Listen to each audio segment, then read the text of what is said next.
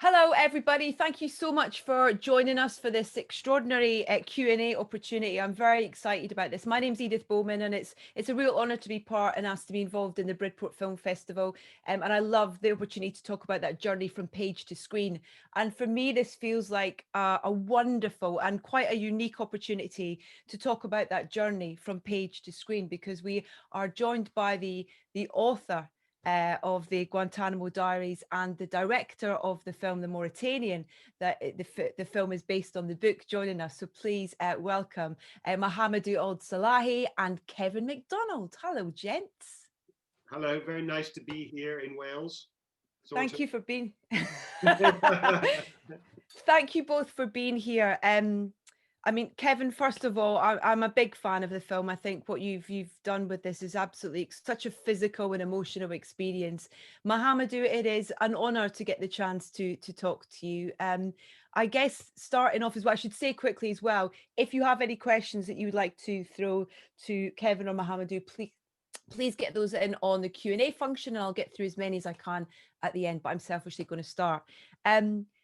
It might be a strange place to start, but Mohamedou, I'd really like to know what your reaction was when you saw the finished film. At first, I was very scared when I was watching it. It's like,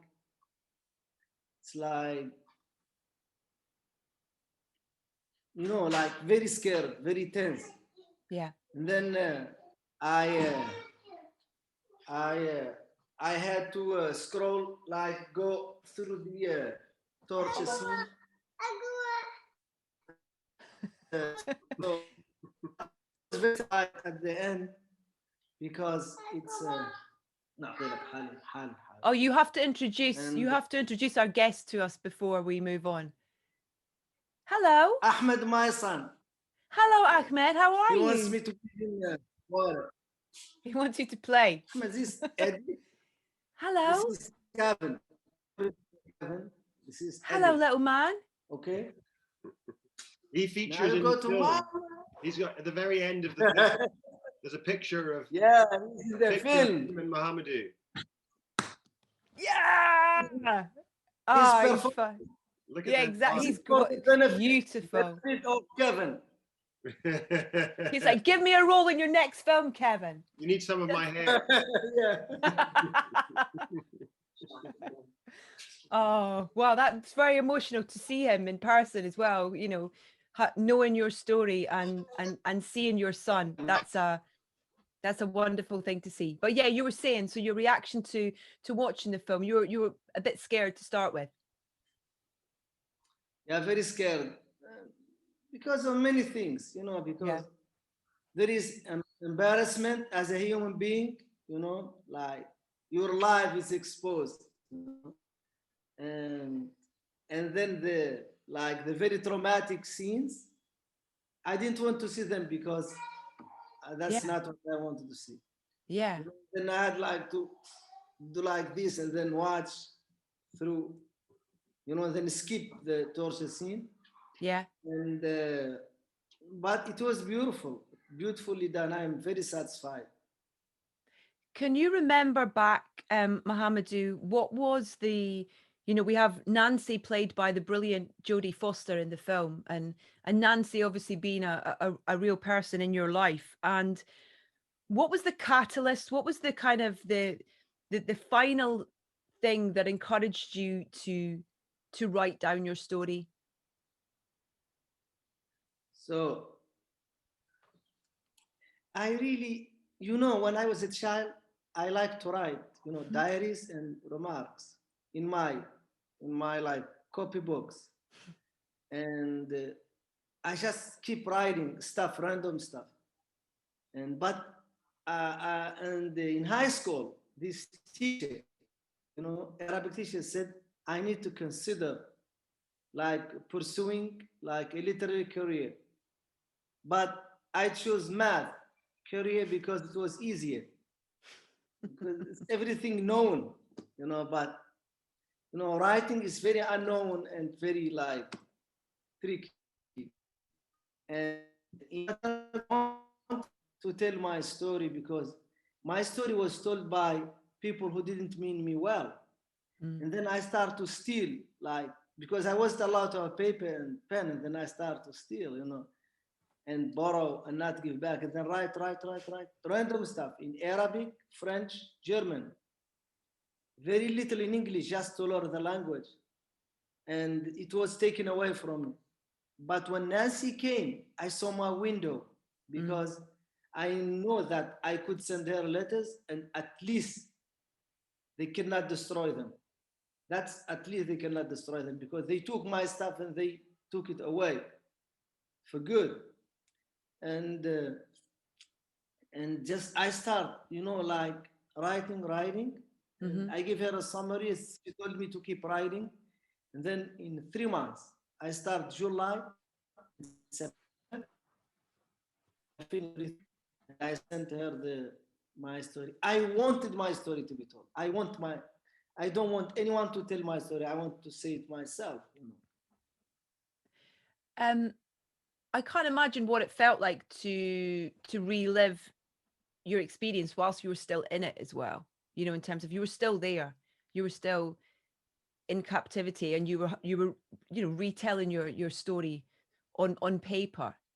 But did you find sort of almost a comfort in it in a way? Was it helpful? Absolutely.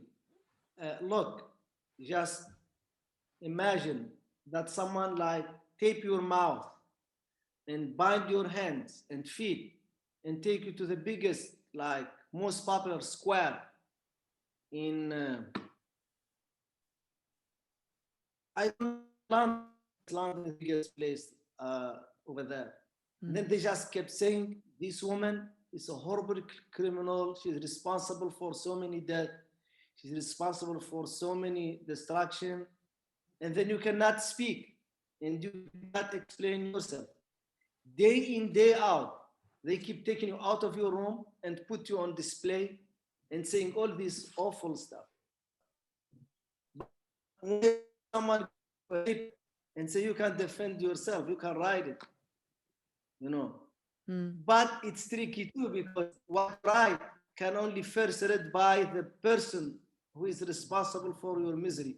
And they can decide what to give the people who are watching, you know, you going through this. It was very important, you know. Yeah. A shout in the dark, as they say in English. Kevin, what was your first introduction to Mohamedou's story? How were you first? Well, I first became aware of it when the book was published in 2015. So Mohamedou was still in prison. I didn't read it. I read some extracts that were in The Guardian, and I read some reviews of the book. I thought it sounded fascinating, but I didn't read it. And then about sometime in 2017, after Mohamedou had been out for a short time, because he got out in 2016, I was called up by the publisher of the book in the UK, someone called Jamie Bing at Canongate Books, and who is a sort of old friend of mine. And he said, I want to send you this book. I think you'd be a great director for it. And a couple of producers, an American producer called Lloyd Levin and the Benedict Cumberbatch's company here in the UK, had optioned the rights. I read the book. I thought it was fascinating. And the first thing I should say, which relates to what Mohamedou has been saying, is that, as you can already tell from the way that he talks and the way the metaphors come to his mind, he's a born writer. You know, you can read his book, and it's not just an incredible piece of history and testimony from inside this prison and a just depiction of his experience, but also it's a piece of art. And particularly when I read the introduction to the second edition of the book, which was unredacted, which is, you know, after he got out, it was he replaced all the bits that the Americans had censored, and there's a new introduction to the book which is absolutely beautiful, and which obviously he'd been able to write in the comfort of his home and edit, and which he hadn't been able to do with the first book. He'd just written it one draft and sent it off, and he wasn't able to see any proofs, so wasn't able to be involved in the editing. But anyway, it's a long story to say that I read the book. I thought it was amazing. I didn't know what to do with it as a film, because it doesn't really take a film form, and there aren't any, you know, recurring characters really apart from him. There's people come and go, different characters come and go, and that's very hard to make in a film. And it was only when I spoke to him on Skype that, and we, you know, discussed his experience, that I really grasped what the film should be, which is, you know, about him and about centered on his character and showing the world who he is and what he'd been through. And so the rest of the time with the writers was figuring out, how do we do that? How do we do that in a way which is going to be truthful to his story, but is also going to be watchable as a film and enjoyable as a film in a sense, because, you know, a film has to have some entertainment value to it. So that was a big challenge, and we went through several writers had a go at it. We went through different approaches, and the film that we've ended up with is the story of him and the publication of the book, but it also has other stories. It has Nancy Hollander, the lawyer's story. It has Stuart Couch, who's the prosecuting lawyer's story. So it's probably, you know, it's got 50% of it, I would say, is not from the original book, is not, you know, from, you know, since we're here to talk about book to screen. Yeah. 50% of it is not that. 50% of it is the wider story. And was that, in terms of the idea, Mohamedou, of your story being made into a film, was that something that you were interested in straight away, or did it take a bit of time and a bit of persuasion for, I guess, for that trust to be there, in terms of, you know, you said that you had to write it because you wanted to tell your story. This is your story, but still someone else telling it. So I imagine, was the trust there immediately, or was that something that you had to work on or find? You know, when you hit rock bottom, you can only get better. So there is no lie. You know, there is in a German saying, "Die Qual der Wahl." You know, meaning the torture of too many choices. You know, like, especially like, and this is like, I'm saying this in a positive way, not in a bashing way. You know, especially in this like Western culture, where people achieved so much prosperity. You know, they have enough food, they have enough clothes, they have enough everything, they have freedom, everything. They have choices. I want this, I don't want this. I didn't have any choice. I had one lawyer. I have to love that lawyer, accept my lawyer. You know, and I have film, I have to accept, you know, that film, and everything I welcome, you know, everything I welcome, that I'm so happy, and everything turned perfect, nearly perfect, everything, you know. And it's not like I'm in Hollywood. I'm not like in Kevin. Kevin gets like so many like requests. He can pick and choose. I get not so many requests, but I'm happy, much happier. And you know what? You know, the Greek, there is a, I think is a, I don't know whether it's Euclid. You know, he was asked by a young man. He said, I know this girl, and I think I love her. What do you suggest? Should I marry her or not? He told him, you do whatever you want, because you will. I have no regret. So, and because I have only like one choice, not too many girls, one. I like that. What comes across from the film through Taher's performance is this incredible strength of spirit that you have, and you know, and I'm getting the chance to talk to you today, and you have this wonderful smile that you know, you have a physical reaction to when you meet you. It's incredible. The strength of a smile, the power of a smile can be incredible. Is that something you've always had? You've always had this kind of inner strength, because to get through what you got through, and to come out of it the other side with this incredible positivity to life, and this, you know, glass half full attitude to life is such an inspiration. But is it always something that you've had, the strength of spirit? Yeah, Edith. You know what Kevin didn't tell you, that there is a lot of material he had to leave out because there is no space, you know. But in my life as a child, I went through a lot of poverty and pain, Mm-hmm. you know. I mean, this is like very hard, like to explain to Edith, like a young girl from Wales, I presume, or Scotland, Yes. who like lives. Yeah, alhamdulillah. Good for You're you. surrounded by Scots, Mohamedou. We've got you on both sides, basically. And you're lucky because Nancy is not here. Because you know the first comment you would make? Sorry, I didn't understand you. Could you please repeat the question? We normally come with subtitles wherever we go. That's the thing, you see. Yeah, you're lucky. So, you know, like Edith, I used to go to school without shoes. You know how hard that is in Mauritania, scorching heat, and I used to run from one building to the other, one structure, tree or building, to cool down my feet and continue on my way, you know. And then I used to wake up in the night because of the heat, and then have like horrible nightmares, you know. And we use like, you know, it's not like we have choice. We only have like one meal, almost one meal a day, and that's, you know, very like simple, you know. And so from that life, and when I was taken in that plane from Jordan to Guantanamo Bay, USA plane, I was thinking I will never see the light of the day again. And one thing I regretted at that moment, every bad thing I said to someone, every hurt I caused to anyone.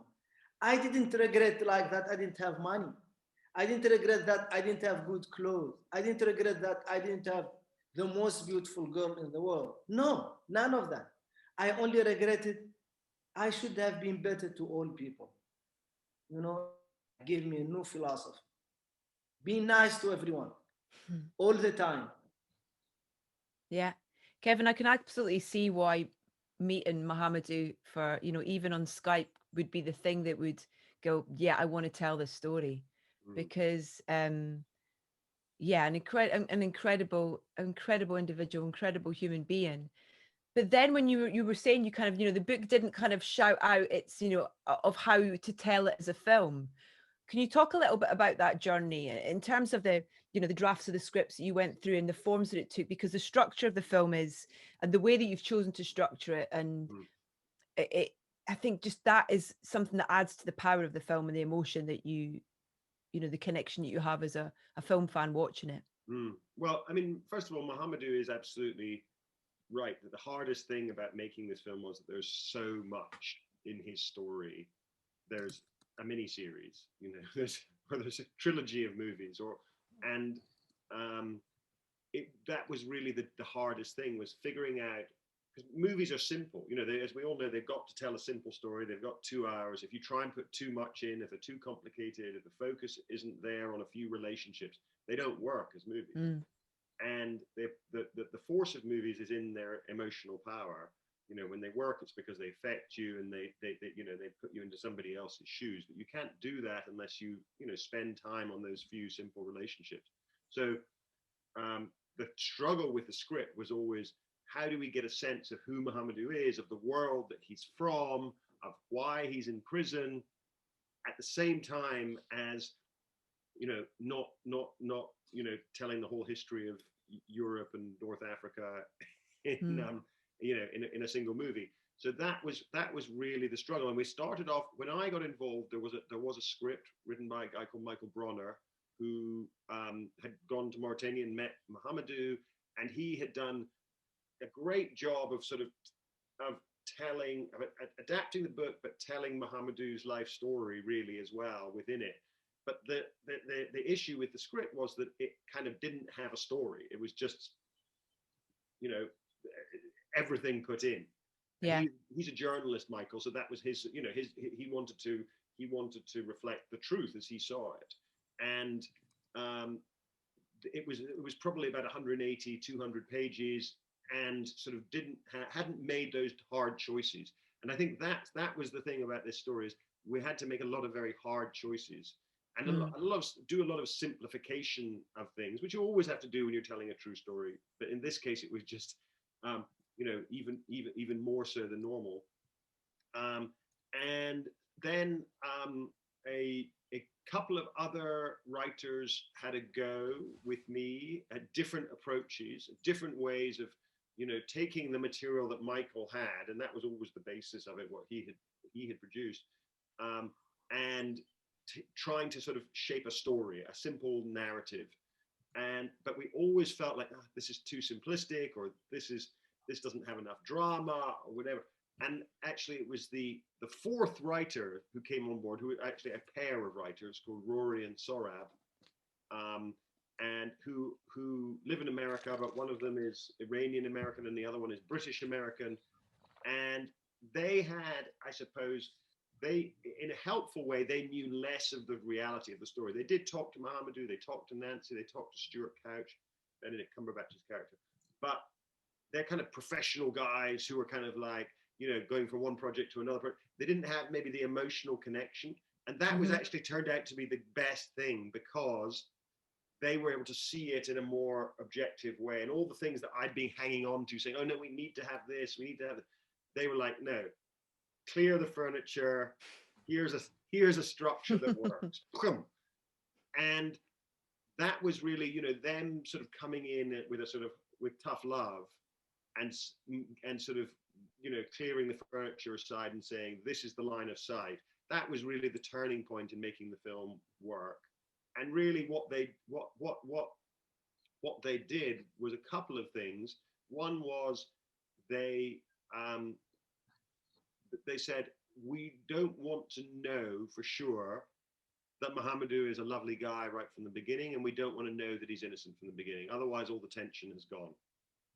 And that sounds like a simple and obvious thing, but of course, what that leads to is that it leads to a sort of a thriller structure, I suppose. It leads to something where you are somewhat, at least for the first half of the movie, you're wondering about this guy. You're wondering, who is he? Can we trust what he says? And that gives you some narrative momentum. And I think that the other thing that they managed to do was they managed to find, because I'd always felt that if we made the whole movie in Guantánamo, we would reduce our audience by 4/5. And a big part of making this movie was to tell a story of the war on terror, a story of Guantánamo that reached a wide audience, that would actually talk to people who are not already the tiny minority of people who all know about this stuff, who are part of the kind of liberal elite, to actually try and reach people who watch a movie with Jodie Foster and Benedict Cumberbatch in it, because that feels like those are the people whose opinions and minds we need to change. So I felt that if we set it all in Guantánamo, it would be so sad and grim and difficult, and that actually that would reduce our audience so massively. So I always wanted to tell an American story alongside the Guantánamo story, the story of the lawyers and the story of the kind of the bigger picture of the rule of law and how American law worked and how they're trying to deal with this situation. So what the writers managed to figure out, these Rory and Sarah managed to figure out, was that if we gave Nancy, the lawyer, a journey, then her role would actually feel like it had some emotional content. Up to that point, she had just been a lawyer who turns up and talks to Mohamedou and he tells the story. And there was no kind of real narrative progression to it. There was no change. And, that movies and movie characters require change, to really work, I think.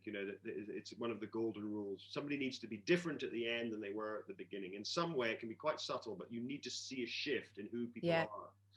And, they managed to figure out how to make Nancy change. It's interesting because you talk about those kind of subtle changes, and I talked about, the Tahar's performance and the strength of character that he shows in that performance. But with the torture sequence within the film, which is in terms of the physical reaction you have watching it, it's really, really powerful. It's really, I mean, it's really uncomfortable to watch, you know. And in terms of constructing that and working out how you would film that, was that something that took a bit of time to get the right texture of it and make sure that it was, you knew what it wanted to be and the reaction that it would have as well, and from watching it? Absolutely. That was probably the thing we talked about more than anything else. Once we had this structure to the story and a way to feel like we can make this work as a movie, then the most discussion was about how do we show the horrific torture that was meted out to Mohamedou, and how do we show it in a way that's not going to make an audience just turn off their TV or walk out of the cinema, and that show, but still shows authentically as much as it can what Mohamedou went through. Because if you don't know what he went through, you know, the whole story kind of doesn't make any sense, and the whole you know, it's the ticking time, it's the bomb that's ticking all the way through the story. You know you're going to get there, but you don't quite know what it's going to be like when the bomb goes off. So we also decided, or I talked a lot with the DP of Alvin Kuchler about the idea that, you know, this is a very talky film. It's got a lot of people just sitting in tiny rooms talking to each other, but that there was a moment here with the torture sequence where we could move into a more cinematic world, be more visceral, more immediately emotional in its effect on the audience.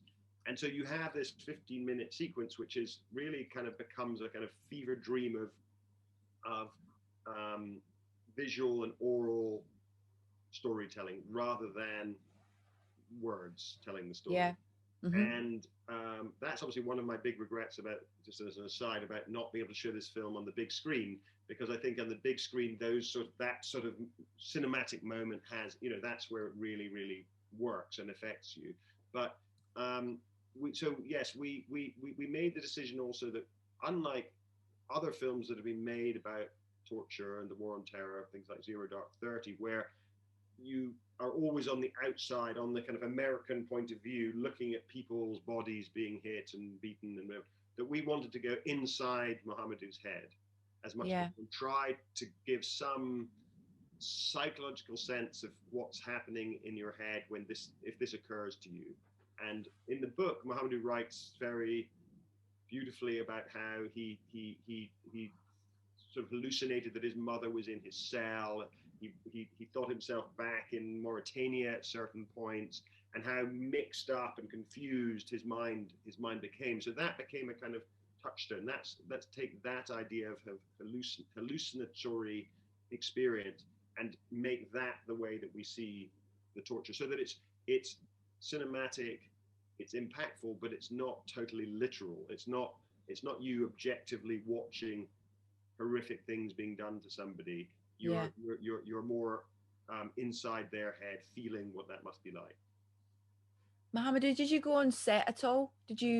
Were you there when for any of the filming? Yes, I did. So I just want to say something, you know, before I forget. Sign of a good. I finished the book. I want more. I want more of the same, or I want more of the same author. And a movie, when I finish, I start researching and I want to know more. That's the sign of a good movie. This is exactly what happened. And Kevin is talking about like what he had to leave out. He had to make very hard choices.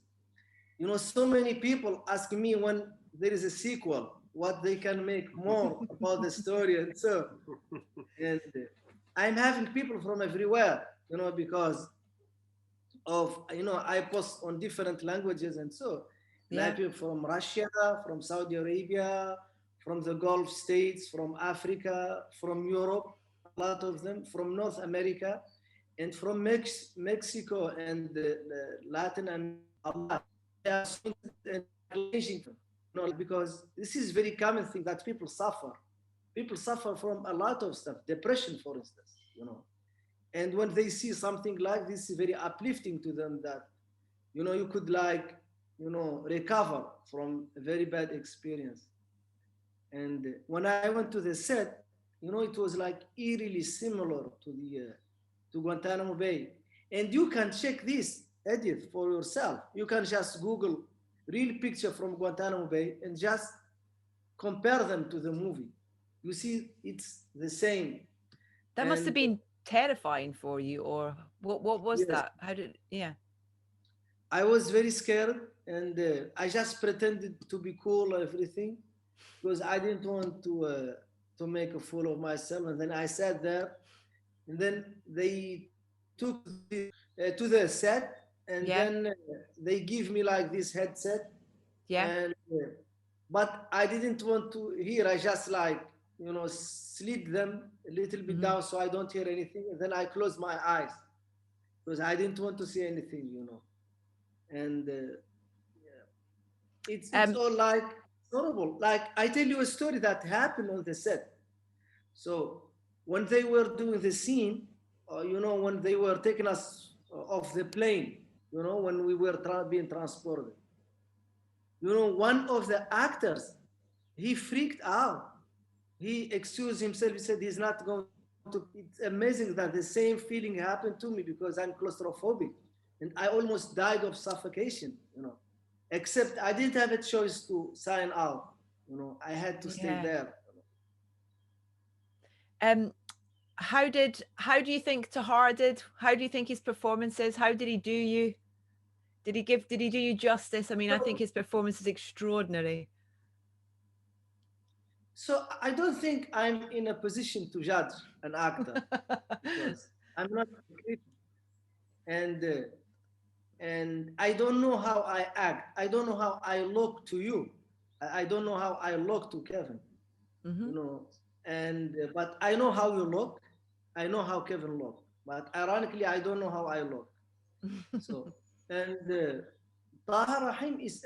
I mean, he's a very good actor. Taha Rahim is a very good actor. Before the Mauritanian, he was a good actor. I saw A Prophet, and I saw The Looming Tower, and he's good. He's better looking, and he's more muscular. And I put him on my profile. When I go on dating site, I put him on my profile. Because with this guy, they said, that's me.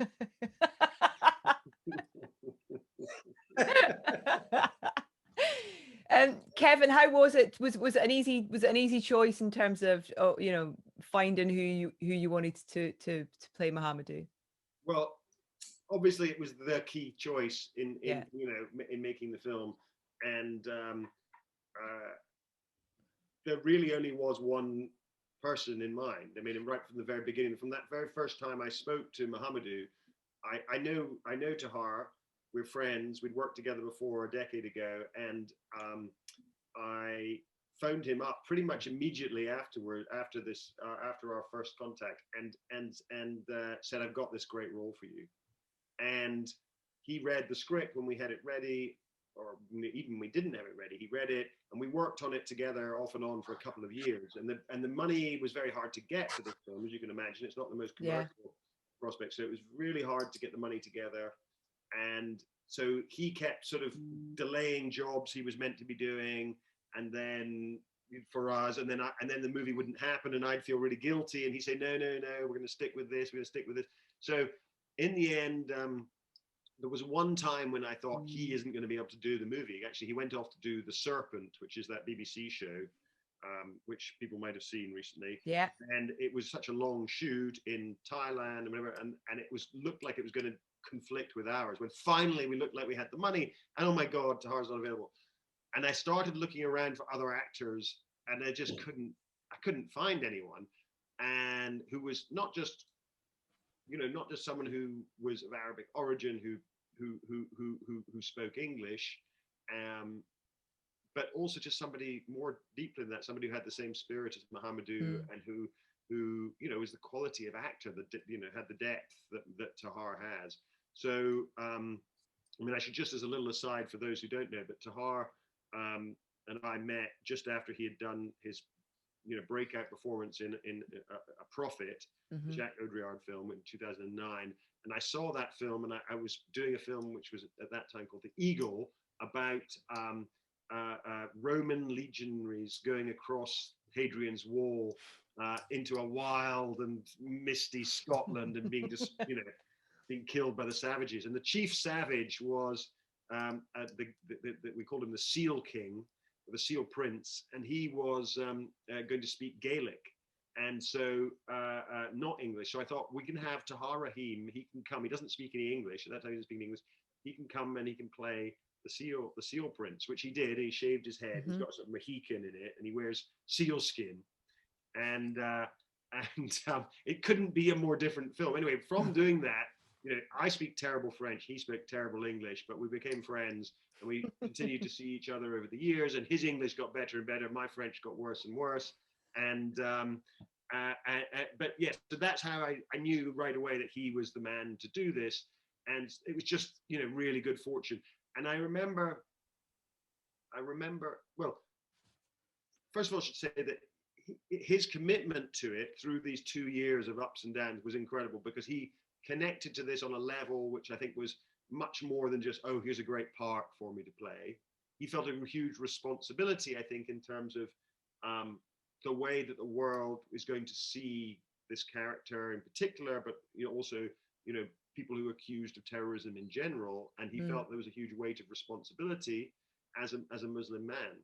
And so when he got to set, he was very nervous, actually, and he's not normally a nervous kind of guy. And because Jodie Foster was ill after Christmas, we had to rearrange all the schedule at the last minute, because she couldn't come back from LA. And Tahar had to do his last speech, the speech in the courtroom.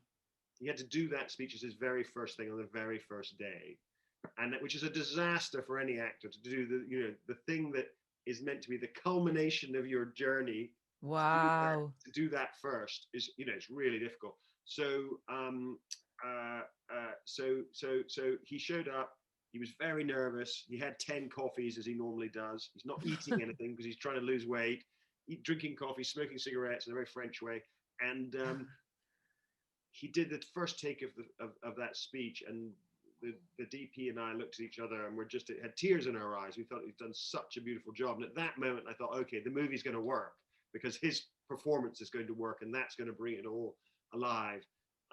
So that was like the moment where I thought, because you're never quite sure when you're making a movie. Yeah. Is it a disaster? Does this work? These performances, I don't know. But that was a moment sort of halfway through the shooting of the film, when he turned up and started his part of the film. I thought, okay, this is going to work, because he's going to be yes, exactly. Well, listen, I've been talking too much. We've got some great questions. Mohamedou, you've been very busy answering lots of people's questions on your on your own, which is amazing. I might repeat some of them just so everybody can hear your answers. But there's some great ones coming in. Just on the casting thing, Nina Gold, I believe, did the casting. This is from an anonymous attendee.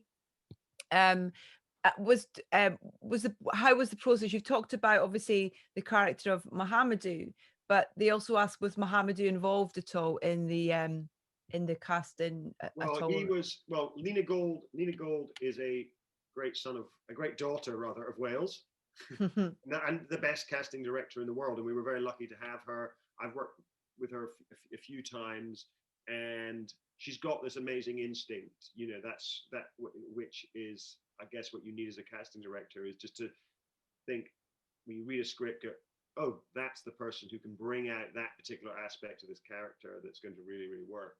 And she and I, once the script was ready, we were talking about who is going to play Nancy Hollander, and there's very few. We needed somebody who was a name, who brought some money with them, and there's a very short list of women in their late 50s and 60s who do that.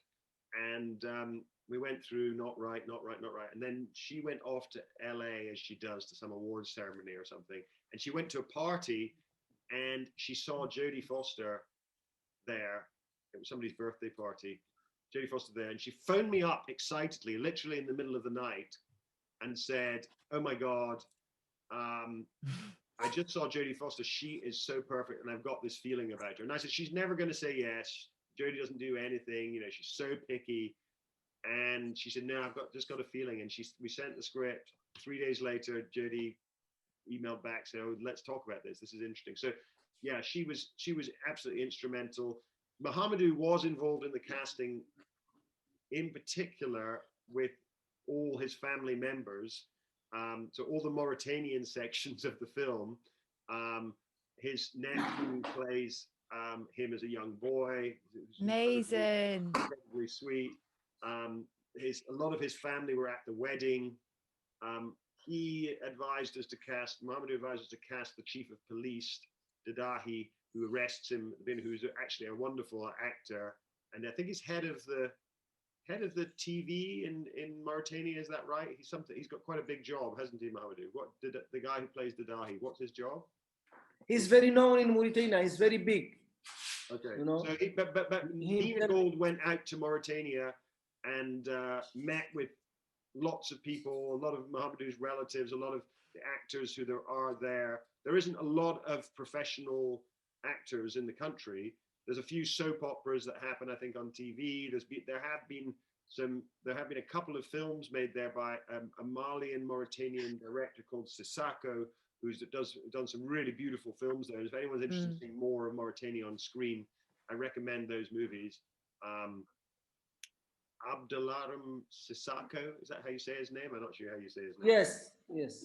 And but anyway, he's a brilliant director. So yeah, that was the involvement that Mohamedou had mostly, was with the Mauritanian casting, and also teaching Tahar to speak in Mauritanian version of Arabic, which is very different than normal Arabic, very different than Algerian, which is what Tahar speaks. So he was his tutor, weren't you? Wow. That's brilliant. An anonymous attendee, you've already answered this on on your typing this out, Mohamedou, but it'd be lovely to get your answer, because I think it's such an important point to bring up. For Mohamedou, with Guantánamo still being open, what can we do to change that, make an impact on these human rights violations? What you can do, like, it's so easy, especially that you live in a democracy and the government is supposed to listen to you. You know, this like a holy relationship with the United States. You must not be like unconditional, like if the United States does something wrong, you go along. You know, the Chilcot report, the Iraq inquiry, they found out that the United Kingdom went along with the war, you know, against the interests of the United Kingdom, knowingly against the interests. You know, they found out that whenever the United States says jump, the United Kingdom answer is how high. It's not good for the state, mostly not UK, and not good for the world, because we need the United Kingdom to be a positive force for freedom, for human rights violation. You know, and I can tell you from personal like opinion, from personal experience that Kevin knows about, that for more than 1 year, I am applying for a visa to visit the United Kingdom, and they refuse me every time, because they just, you know, we know that they have report, you know, they have letters from the United States urging them not to allow me in. And this is like even against the like official position of the United Kingdom, that is against torture, against Guantanamo Bay, standing with torture survivor. And we know that because we have this on record, you know. We know on record that at least since 2005, the United States, we know that because we have it black on white, you know, from my former prosecutor, you know, and and this must be more, like, we must, you know, make more pressure to close Guantanamo Bay, because if you choose like you know, to be like the closest ally to the United States, you need also to have some say, you know. And so far, you have no say, you know, absolutely none whatsoever. I think that that's one of the many reasons why this film is incredibly important, you know, in terms of telling your story, Mohamedou, on a you know, on a platform like this, is a way of kind of reiterating how much we need to do and how much needs to be done. I want to ask one quick thing before we go, before we run out of time. Mohamedou, I want to know what you're writing next, please. So I have a book that is out next, last month, Ahmed and Zarga. Yeah, I'm making a little bit advertisement for myself, self-promotion. Right. Yeah, I know. It's a short novel about the Bedouin life in Mauritania, you know, where I grew up, and I'm having a short story published. I don't know the name of the publisher, sorry. That's but okay. It's very big publisher, I promise. We can follow you on Twitter and Facebook to find out about it. But I'm glad to see that you are. Yes, absolutely. Thank you so much. Yes. I'm glad, you know, as Kevin says, you know, as Kevin says, you know, you're a born writer. So I hope that that's something that we, you know, we continue to see you do and share your stories. And I'm so glad that you you allowed your story to be told in this way, because it's an incredible film. And Kevin, you've done an extraordinary job with this. I think it's a fantastic piece of work. Thanks to everybody for your questions. Mohamedou, it's a real treat to get to meet you and talk to you. Thank you so much. And Kevin, thank you as well. Take care, folks. Thank you so much, everybody. Bye. That was really fun. Bye. Thank you very much. Thank you. Love you guys. Bye, guys.